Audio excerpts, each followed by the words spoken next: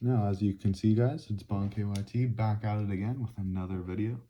I wanted to just crack on this one because the ideas are flowing right now, so let's just get it going. We have top 8 high school classes. Of course, this is from mainly personal experience, I want to say, but I'm speaking generally as well, so hopefully you guys can relate to this. But without further ado, at number 8,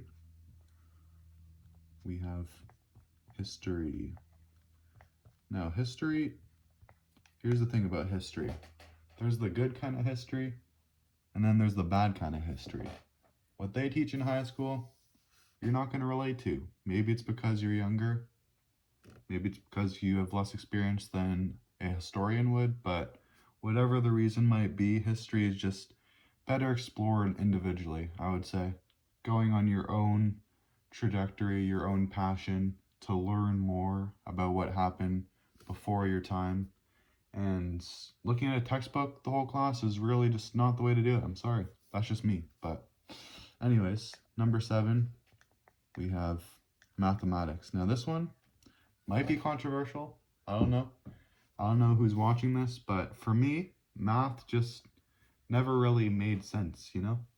It just did.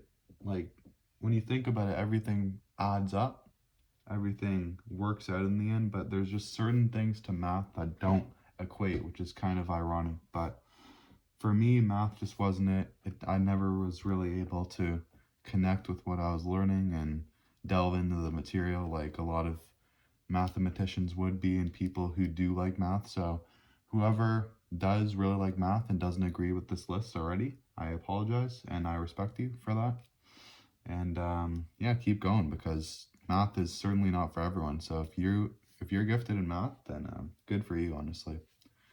But number 6, for me, this one's surprising. I'm going to put English here.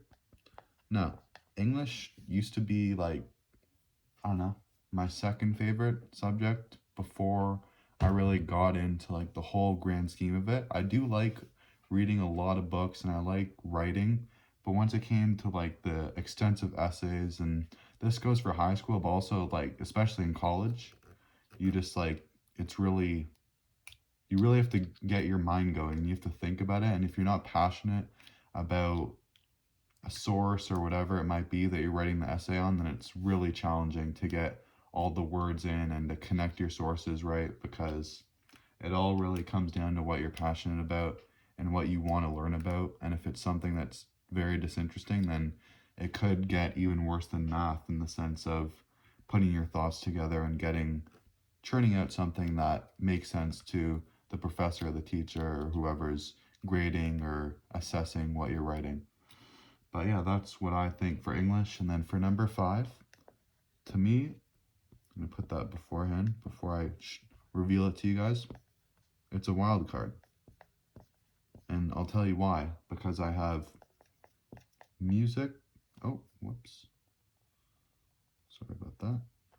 Music and drama. I have those coupled together for like the performing arts type of thing. So on one end, you have music, which I did participate in for a couple of years. I was in choir, I was in band for a year.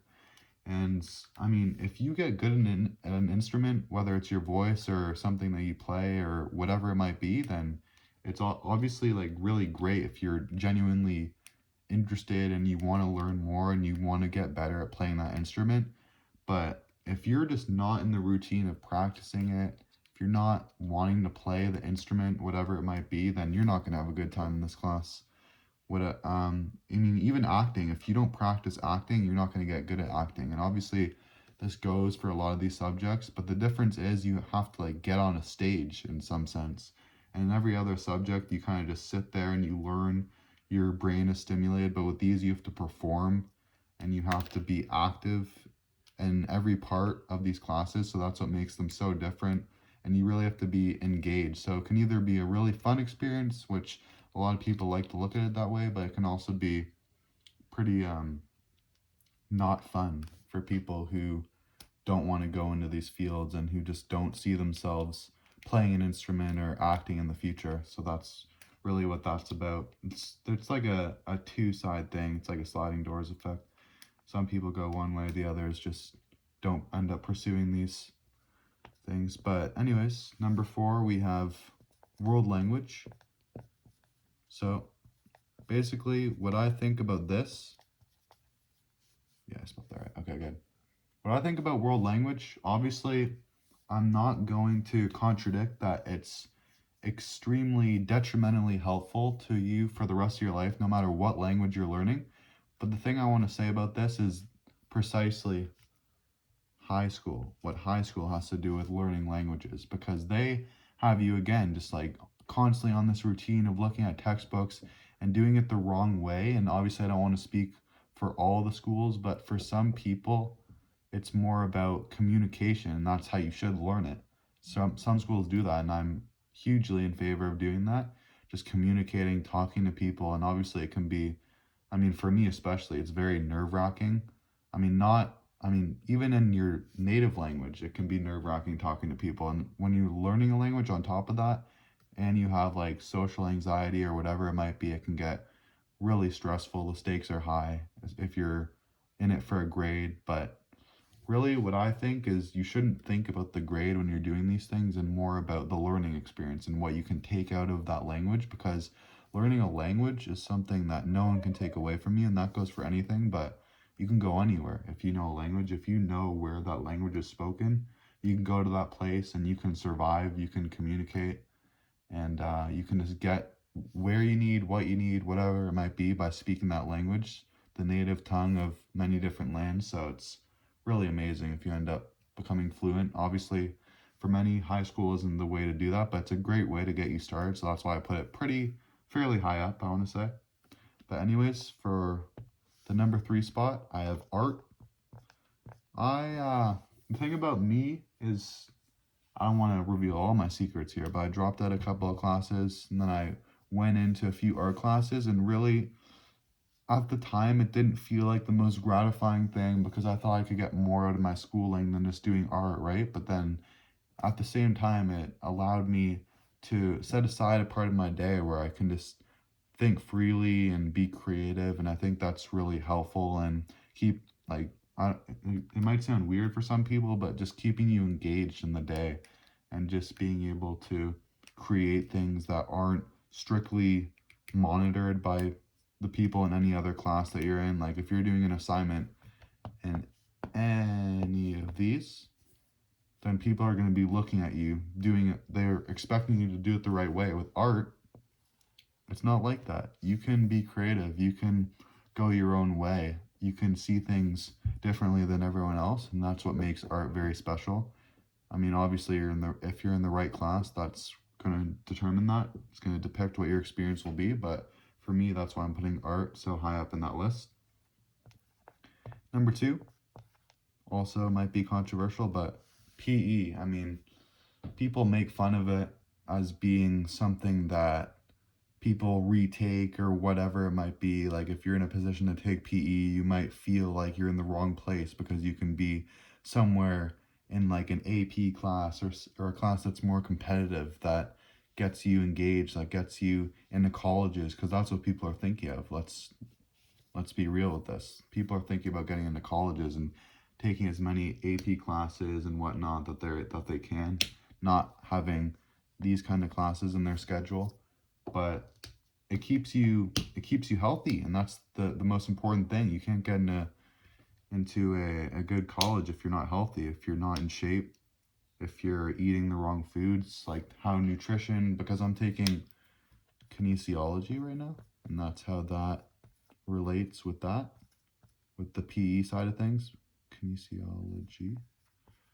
So again, just like looking at it that way, you can do whatever you're passionate about. You can go into a field that specializes in this type of thing, what you learn in PE, exercising, learning about the body, and just like there's so many different opportunities that you can learn about, that you can go into later in your life, that you don't have to stress so much.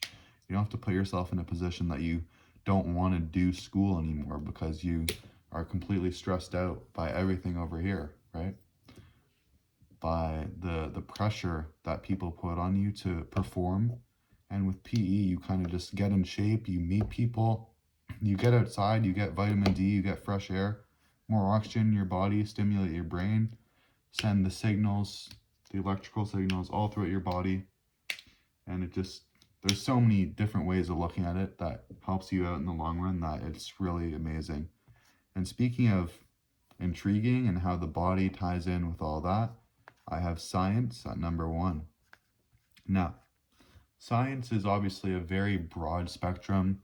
People constantly talk about how number 7 and number 1 are interconnected, and I can totally see that, and that's why it pains me to be so dispassionate about math and just not quite understanding the whole spectrum that math encapsulates. But the thing with science is it's just like open to interpretation. Again, just like art and that kind of stuff. I like being able to think for myself, individual interpretation, just not having an answer set in place, constantly changing sciences, constantly changing fields of science that you can delve into, that you can learn about. So there's always just like job opportunities, whatever it might be, like microbiology, biology, just like just researching into things, especially in this day and age with climate change and pesticides and everything that's changing the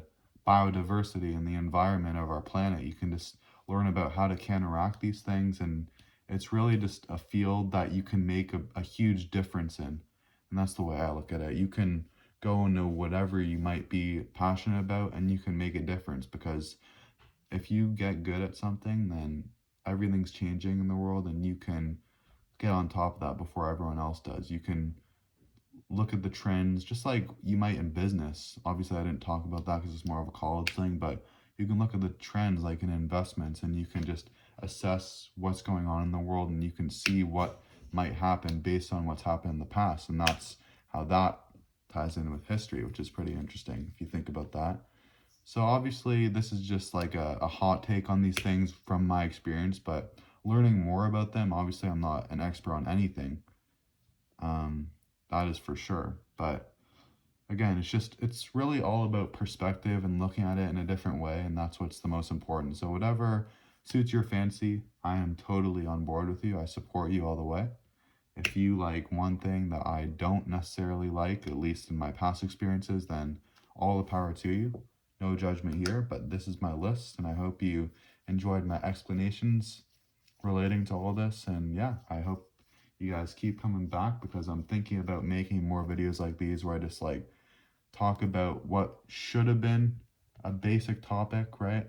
High school classes, but then you just like look at it from a lens of the future and gaining more wisdom over time, and you can just see how you're, even during like this presentation or whatever you want to call this that I've done for you guys, my my perspective of it just changed completely. I just saw it a different way as I was writing these things down, how they're all connected, and I came to the conclusion that there's really no way of settling upon something as being inferior, because there's so many ways of looking at it and everything's just changing, that you can make these connections and you can just have everything being on the same level, on the same ground. So there's really no judgment on anything. And obviously I don't want to extend this video too long. I'll probably stop it at 14 minutes. So I don't know if I'm going to create timestamps, since I'm not an expert at that either. But yeah, I'll just stop it around there, and hopefully you guys can just skip and navigate your way through and just like set certain times for yourself that were the most impactful for you. And I really hope that some things I said spoke to you. And yeah, I hope you took something away from it. That's really what I want eventually. And yeah, I hope you guys enjoyed, and I'll see you guys in the next one. Peace out.